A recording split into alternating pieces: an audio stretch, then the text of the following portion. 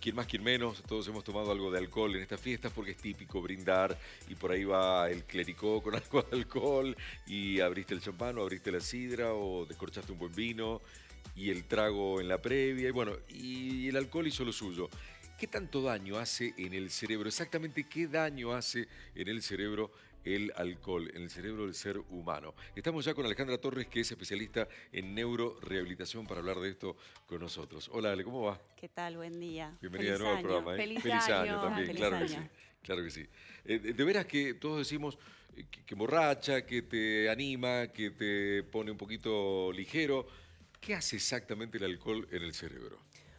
Bien, cuando hablamos de alcohol, hablamos de una droga que está aceptada socialmente, ¿no? Sí, No debemos dejar de pensar que es algo que es tóxico, ¿sí? sí, Que desde fines de la historia de la humanidad ha tenido múltiples usos, desde la parte recreacional, como para celebrar, desde tal la cual. parte religiosa, y en algún momento se lo utilizó como anestésico, ¿sí? O Ujú. sea, vamos a partir de la base de que es un potente componente que produce distintas cosas en nuestro cuerpo y en nuestro cerebro. Bien. Cuando ingerimos alcohol, ya cuando o sea, nos tomamos un vino, una cerveza o algún destilado, sucede que lo vamos a absorber por la mucosa oral, es decir, Sí, va a ingresar a través de mi boca, va a pasar a través de mi estómago, donde se va a absorber entre un 10 y un 20%, y luego a mi intestino delgado, donde va a terminar de ser absorbido y va a pasar a nuestra sangre. ajá, Y entonces la pregunta que todo el mundo me hace, ¿y cuánto es lo recomendable, no? ¿Cuánto podemos llegar a tomar? Y en realidad no existe un consenso a nivel de lo que es la Organización Mundial de la Salud o de las entidades regulatorias que establezca un consumo moderado que signifique consumo inocuo. a ver, Y eso es muy importante sí, porque en algún momento se planteó desde la paradoja francesa que el vino tenía efectos cardioprotectores, sí, ¿sí? sí, sí, Esto sí, relacionado con un grupo de personas a las cuales se los sometió. Pero la calidad metodológica en la cual se hizo ese estudio por sobre los efectos del vino, la sí, verdad es que deja bastante que desear. No se establecía edades, no se establecía sexos, no se establecía condición de salud previa. Y en realidad, el efecto positivo que tendría el vino, que no es el vino en sí, que es el alcohol, sino es la uva. ¿Qué tiene la uva? La uva tiene polifenoles. Los polifenoles son la quercetina, resveratrol, que la tienen los frutos rojos, la uva, el maní. O sea que consumiéndome un puñadito de uvas, un puñadito de arándanos, un puñadito de maní, yo ya estoy cubierto desde esas propiedades positivas que tienen los polifenoles, que son antiinflamatorios, ajá. que evitan que la sangre se pegotee y forme coágulos, se evita la agregación plaquetaria. Y es de allí el efecto positivo que tendría. Ok, Ahora, ¿cuánto podemos tomar por hora? Se puede decir. Esa es una de las preguntas que muchas veces me dicen. sí, Nuestro hígado solamente metaboliza un vaso por hora.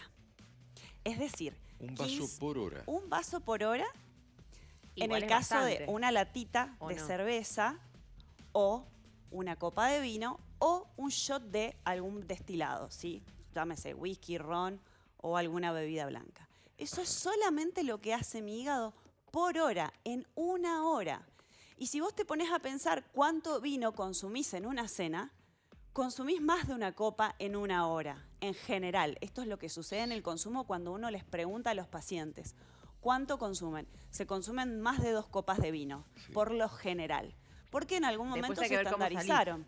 Después ¿Cómo? hay que ver, digo, 2 copas por hora, si estás en una cena de 3 horas, es mucho. Es digamos un que montón. Es un montón.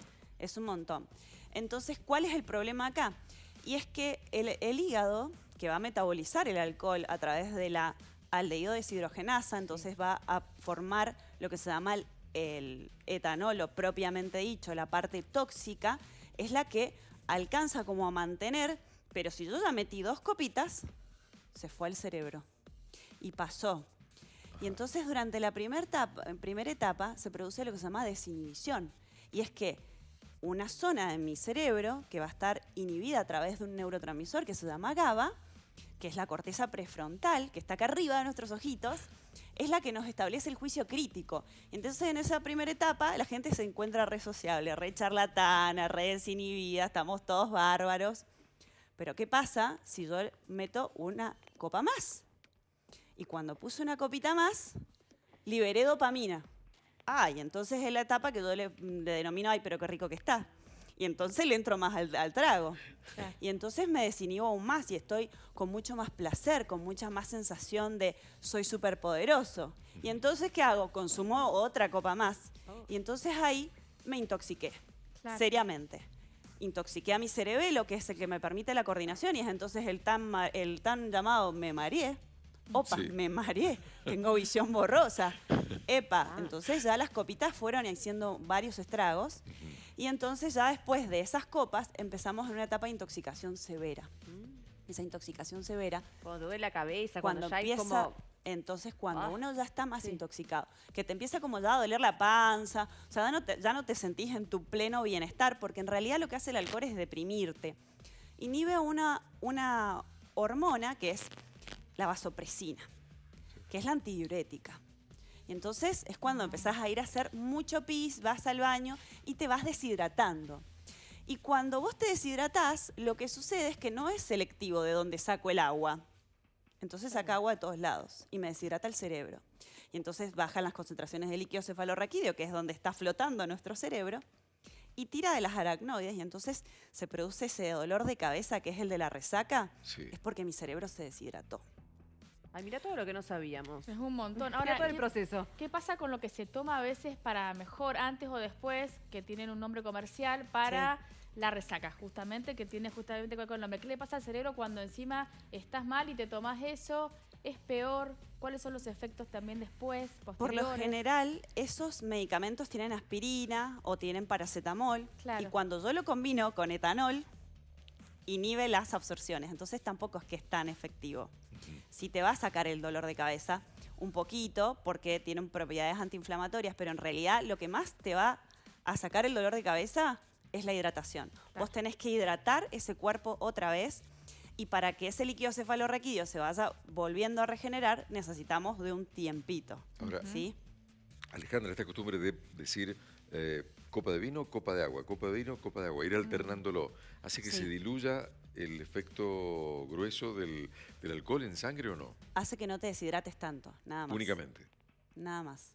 Ok. Volvemos a lo mismo, es una copa por hora lo que hace que tu hígado pueda llegar a metabolizarlo. Aparte, el problema es que no solamente te intoxicás porque no alcanza el hígado a dar abasto, sino porque te deshidratás, y aparte porque el hígado está tan preocupado de que vos le estás metiendo un tóxico a tu cuerpo que no tiene la vía de la gluconeogénesis, que es lo que nos permite tener los valores glucémicos altos. Sí. Entonces, cuando vos estás tomando alcohol, tus valores de glucemia también descienden. Y entonces no tenés energía, y ese cerebro tampoco tiene energía. Claro. Entonces entramos en un círculo vicioso.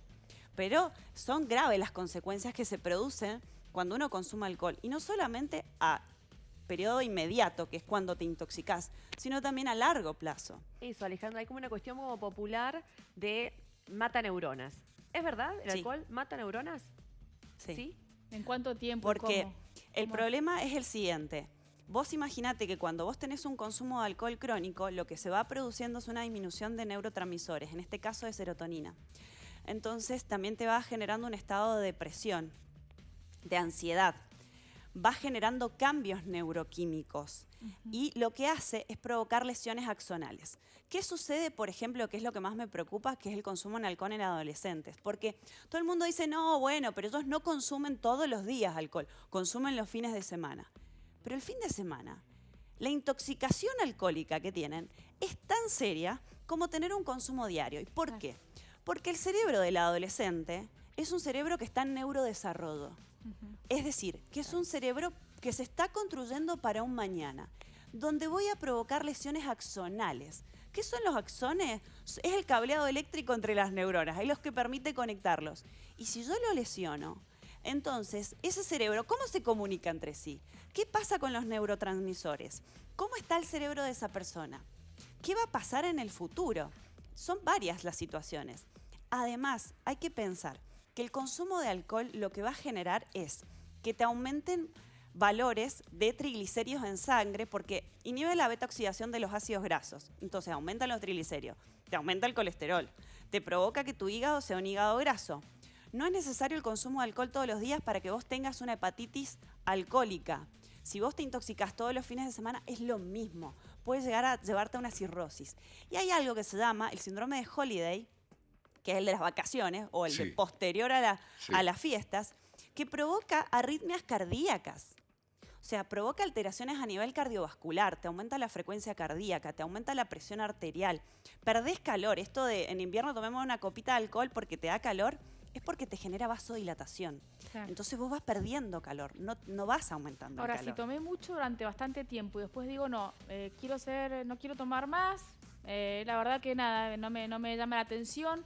Ese hígado, es como con la piel que te dice el daño del sol es acumulativo, o puedo volver de alguna forma al capítulo atrás y ayudarlo y estar mejor y con el tiempo, si no tomo y tengo una vida más sana, mejorar ese aspecto. El hepatocito, el hígado, Sí. la célula del hígado es la única célula que se regenera. Ah, tenemos esperanzas. Entonces, hay que ver también en el estadio en el que se encuentre ese hígado.